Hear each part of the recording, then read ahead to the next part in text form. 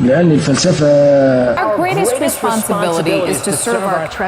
تسألها السؤال فمش بترد عليك بجواب، دي بترد عليك ب10 أسئلة، فإذا سألت 10 أسئلة تخليهم 1000. But we are concerned about trouble and treatment of irresponsible, one-sided news stories plaguing our country. Exactly what people think, and this is extremely dangerous to our democracy. If money is evil, then that building is hell. This is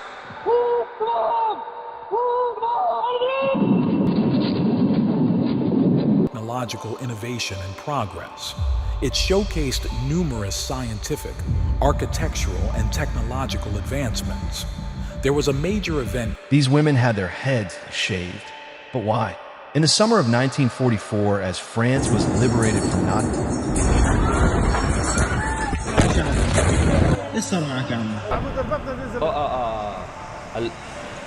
عدنان تم تدمير المبنى بالكامل. Völkerstreit oder Hass untereinander. Es ist eine kleine, wurzellose, internationale Clique. النتيجة إن في فجوة هائلة بين المؤسسات الدينية وبين الشباب. Die die Völker gegeneinander hetzt. فبيدي ودنه لأي صارخ في برية يقول أنا الله، أنا النبي، أنا هقول. Die nicht will, dass sie zur Ruhe kommen. فده عمل الفراغ الديني وعمل كل هذا التخبط الموجود. Die überall und nirgends zu Hause sind.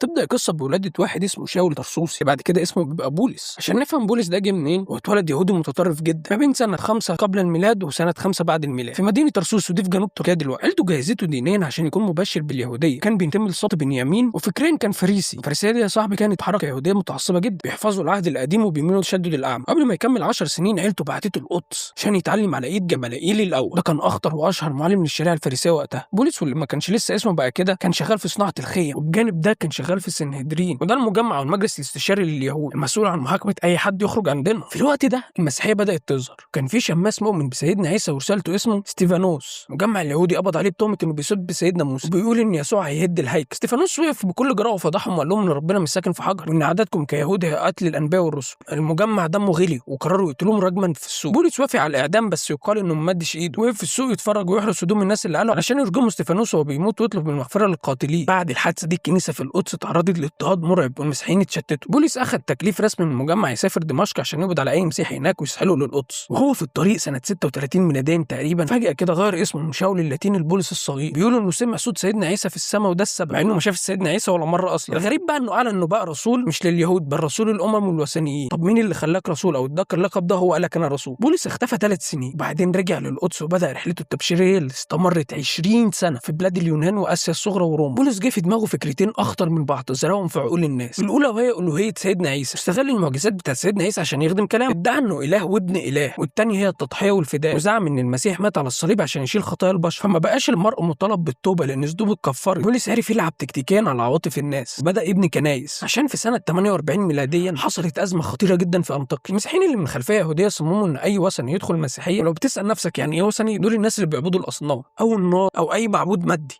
المهم صمموا ان اي وثني يدخل المسيحيه لازم يتختم. بولس ذكي عرف ان الشرط ده هيقفل الباب قدام الوثنيين، فسافر القدس وعمل اول مجمع كنسي في التاريخ، مجمع اورشليم. بولس اقترح اقتراح ذكي جدا، الختان مش واجب على المسيحيين، يكفي بس يبعدوا عن الزنا والدم ونجاسات الاصنام. وبكده بولس فصل المسيحيه تماما وخلاها ديانه مستقله مش تابعه لليهوديه عشان يسهل دخول الناس فيها. بعد 250 سنه من كل الكلام ده ظهر كاهن ذكي اسمه اريوس قرا المشهد ولقى فكر بولس وتأليهه للمسيح بيتمدد بشكل مرعب، فخرج للناس وقال لهم النهج ده باطل ومبني على كذب، وعيسى عبد الله ورسوله. هنا المسيحيه اتقسمت لاثنين، تيار بولس المحرف، تيار اريوس الموحد. بعد حوالي 3 قرون من الزمن الانقسام ده كان لسه مولع، وفي الحقبه دي اوروبا كانت عباره عن قبائل وثنيه بربريه، بس ما سمعتش عن المسيحيه اصلا، لان موطن المسيحيه الحقيقي بدا من الشام ومصر والحبشه ونجران. المربعات الاربعه دول كانوا هم الاصل لحد ما طلع على العرش الملك قسطنطين وقلب الترابيزه. قسطنطين هو امبراطور ادعى المسيحيه لاغراض سياسيه بحته، لكنه جواه وثني صرف. ما مسك الحكم وقرا الخريطه السياسيه لقى معضله بتهدد عرشه، هو وثني وامه هيلينا مسيحيه تابعه لبولس، والشعب منقسم ينقسم بين بولس وإريوس، وعشان يضمن استقرار حكمه دعا سنة 325 ميلاديا لمجمع نيقية وجمع الكهنة من الطرفين. قسطنطين حاس بالملي نهج بولس المحرم لأن وثنيته القديمة متماشية معاه، وحسم الليلة دي بمرسومين أشرس من بعض. الأول يعتمد عقيدة بولس كدين رسمي للإمبراطورية، والتاني بحرق كل الألواح والأناجيل اللي بتثبت بشرية عيسى مع إبادة أتباع إريوس بالسيف. من هنا السيستم حول المسيحية من رسالة سماوية لأداة سياسية في إيد السلطة. أما بولس نفسه فنهايته كانت غامضة. الروايات التاريخية بتقول إنه رجع روما واتقبض عليه واتحكم عليه بالإعدام بقطع راسه بأمر من الإمبراطور المجنون نيرون بعد حريق روما الشهير سنة 64 ميلادية. لما الجيوش الرومانية رفعت شعار الصليب ما كانش هدفهم هداية شعوب أوروبا بل حشد أكبر عدد من الولايات للإمبراطورية،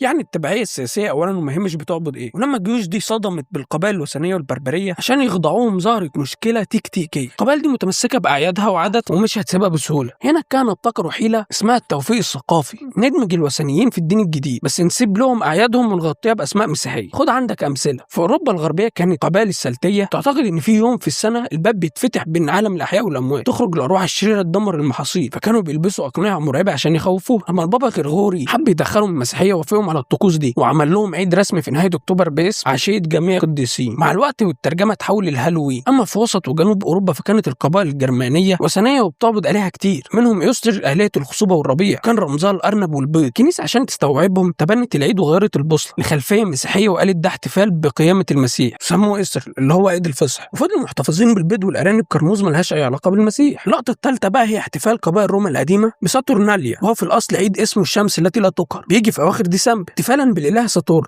إله الزراعة. روما استوعبت العيد وحورته لعيد الميلاد أو كريسماس. وعايز أقول لك إن معظم الأعياد الحالية زي عيد الأم، الحب، بابا نويل، شجرة الكريسماس، وحتى الرهبانية والتبتل كلها نتائج سلسلة تنازلات خلت الوثنية تبتلع المسيحية بالكامل. Okay, this is David who says, we have friends who do not celebrate Christmas because they say December 25th is really a pagan holiday. While I agree that Jesus may not have been born on December 25th, he certainly was born as described in the Bible. How do I respond to them? Well, in a sense, tell them they're right. You see, the winter solstice a couple of days later was the shortest day of the year, and the pagans had something called Saturnalia. And it was a time of lawlessness because all the laws were suspended, and people, a bunch of singers actually wandered the streets naked singing, and then they had orgies, sexual orgies. It was a mass thing. Well, when the Catholic Church came along in Italy, the Romans and others didn't want to give up their holidays, so they said, okay, we'll Christianize it. And so they said, okay, we'll say the birth of Jesus was the 25th of December. وبقى الدين الجديد هو الوثنية نفسها مندثرة براية الصليب. بعد ما السيستم نجح في الدمج ده الكنيسة تحولت لنظام سياسي قمعي بيفصل عقول الناس ويقيدها. الخطوة الأولى كانت حظر المعرفة، ممنوع على عامة الناس يترجموا الإنجيل أو يقروه بلغة، واللي بيتجرأ على الكلام ده بيتعدل. الإنجيل فضل حكر على اللاتينية القديمة، في الوقت الناس بدأت تتكلم فرنسي وإنجليزي، لو حتى مسكوا فلاح أو حتى أمير بيقرا الإنجيل بلغته الأم كان بيتحرق حي في الميدان. الحظر ده ساب الملوك والعامة في جهل ديني مطبق، والراعي الوحيد للنص هو الكاهن. وظفوا الجهل ده لغرض السطوة واختلاق تشريعات تخدم جيوبهم، ادعى ان ربنا بيأمرهم بتقديم الفلوس او ان الامير الفلاني لازم يتعزل ومحدش يقدر يراجع وراهم. اتفرضت ضرائب بايظه جدا على الفقراء علشان رجال الدين يعيشوا في بذخ فاحش. والطمع ما وقفش هنا، لما بداوا يبنوا كاتدرائيه القديس بطرس والفلوس معاهم قلت جدا وكانوا محتاجين فلوس جدا جدا، بس المشكله دي مش هتقف قدامهم، علشان كده اخترعوا بدعه صكوك الغفران، شهاده ورقيه بيمضي عليها البابا وبيقول ان اللي بيشتريها ذنوب بتتغفر، وممكن حتى تشتريها لقريبك الميت عشان تنقله من الجحيم للجنه. التجاره البشعه دي مسخت صوره الدين، بدل ما يكون رحمه بقى كابوس جشع بيمص دم الناس. وسط الطغيان والاستغلال ده ظهر رجال دين شرفاء رفضوا اللي بيحصل ده، ابرزهم الراهب الالماني مارتن لوثر. حاول يصلح ويوضح الانحراف ده بس للاسف صوته راح في الهواء، لكنه قرر يعلق وثيقه فيها 95 بند على باب الكنيسه تفضح طغيان البابا وبدعه السكوك، وما اكتفاش بالاحتجاج، كسر الحظر وترجم الانجيل للالمانيه. المواطن العادي قدر لاول مره يقرا الكتاب بنفسه، وكانت الصدمه مفيش وجود لصكوك الغفران ولا اي اثر لسلطه البابا المطلقه، وده ادى ان الناس تتقسم لمعسكرين، كاثوليك تابعين لروما وبروتستانت اتباع لوثر. الانقسام ده ما مرش بسلام، لا ده عمل حرب اسمها 30 عام، 3 عقود دمويه جدا والطرفين كانوا رافعين نفس الصليب. الشلال الدموي ده كفر الناس بالدين، شافوا فيه مصدر الخراب والدمار، وبقى البحث عن مرجع بديل مساله حياه او موت للبقاء. وهنا تتولد حاجه اسمها عصر تنوير، وبدا يظهر فلاسفه ينادوا بان الكنيسه بقت رمز للشر، والحل تحجيمها ورا جدران الكنيسه، يعني بره الكنيسه ملهاش اي سلطه. ولان النص الديني اتلعب فيه عبر العصور اعلنوا ان المرجعيه مش هتبقى مرجعيه دينيه، لا دي لازم تكون العقل البشري، التجربه العلميه. بسبب كل اللي عدى بيه الناس عجبهم الكلام ده جدا وقبلوه، بدات ويحصل ثورات دمويه تحت شعار اشنقوا اخر ملك بقى معاه اخر كاهن. الشعب الفرنسي اعلن تمكينه للثوره ضد الملك لويس السادس عشر، واللي كان بيحاول يهرب بملامس الخدم بس اتقبض عليه واتعدم تحت المقصله. مش كده وبس، ده الجلاد لف البلاد وهو شايل راسه. ونظام الحكم اتحول من ملكي لجمهوريه، وحصروا الدين جوه الكنيسه. بس فجاه اصطدموا بفراغ. الدين كان البوصله اللي بتحدد الصح والغلط، وبغيابه بقى كل فرد بيحط معاييره الخاصه بناء على المنفعه والضرر. ومن هنا تاسست العلمانيه، ايديولوجيه تفصل الدين عن مؤسسات الدوله وتخلي الانسان مرجع ذاته، واي محاوله لاقحام الدين في السياسه او التعليم تعتبر رجعيه وتخلف، بتهدد بالعوده للعصور المظلمه. وهنا سقطت كل القيم الروحيه. الرؤيه الماديه بتشوف الكون مجرد ذرات، تفاعلات كيميائيه وقوانين فيزيائيه، بتنكر تماما غياب الروح. عندك مثلا داروين ونظريته لتفسير اصل الانسان مع اسقاط اي بعد الهي. اقول ان الانسان اصله قرد ولا اني اقول ان في اله خلقه عشان يتحول الانسان من كائن مكرم خلق الله بايده علشان يبقى خليفه في الارض لمجرد حيوان متطور. وجوده في الكون كان مجرد صدفه. شفنا امثله تانية زي فرويد واللي اسقط كل دوافع الانسان انها ماشيه بدافع جنسي. يا راجل ده حتى براءه الاطفال زي الرسم والسباحه ولعب كوره قال ما هي الا تفريغ لطاقه جنسيه مكبوته. وحتى بعد الحرب العالميه الاولى قال دي كانت مجرد طاقه جنسيه ما كانوش عارفين يتخلصوا منها ازاي، فظهرت في صوره دمويه. وقال ان الاله عقده نفسيه اخترعها الانسان البدائي لما عجز يفهم الظواهر الطبيعيه زي البرق والزلزال. وبعدها جه فلاسفه كتير زي اوغست كونت ونيتشه لما قال الاله مات ونحن من قتلناه. وفلاسفه كتير كانوا شايفين الدين المسيحي ما ينفعش يبقى دين. ولما كان بيحاول اي حد يطلع ويهاجم الكلام ده زي جراح الاعصاب دكتور مايكل لما كتب مقال لطلاب الثانويه بيوضح ان ممارسه الطب مش محتاجه دراسه التطور، اتعمل عليه هجوم من اهل الدروانيه ده، هجوم شرس. لا يوجد ما يمكن تعلمه في جراحه الاعصاب من خلال افتراض ان اجزاء الدماغ التي نعمل عليها لها اصل عشوائي بالصدفه.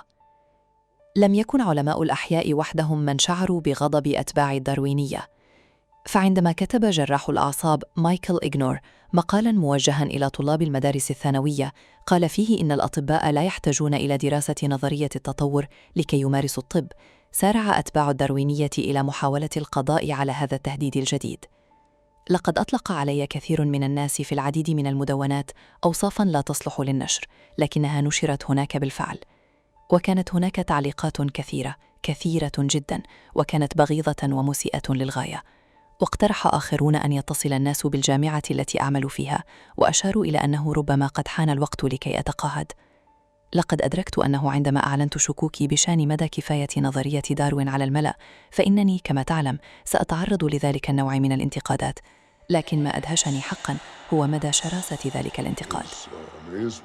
للأسف الموضوع ما فضلش في أوروبا بس، لا ده نقل للعالم كله. يعيش الإنسان دلوقتي في قمة الرفاهية المادية والتكنولوجية، بس المدنية دي غطت الجسد وسابت الروح. وبتأكد الدراسات إن الدول الأكثر غنى هي اللي بتسجل أعلى معدلات انتحار في العالم، لأن المادية والعلمانية ما بتجاوبش على كل الأسئلة وبتسيب فراغ كبير جوه كل إنسان. كده بدأت تظهر مدارس فنية زي العدمية والوجودية والعبثية، شايفين إن وجود الإنسان على الأرض عبث ملوش لازمة، لأنهم نسوا إن الإنسان اتخلق عشان يعبد الله. الأزمة اللي بيشوفها العالم ده كله دلوقتي ناتجة عن الفصل التعسفي والإجباري اللي اتعمل بين العلم وبين الدين، كانهم متضادين ما بيجتمعوش مع بعض، يا تختار العلم يا تختار الدين. مع ان عندك مثلا في الاسلام مفيش اي صدام بين العلوم التجريبيه والدين. العلم بيشرح ازاي خلق الله والدين بيبين ليه خلقه. العلم بيبرز عظمه الخالق، مجرد السعي فيه عباده بتفتح ابواب الجنه.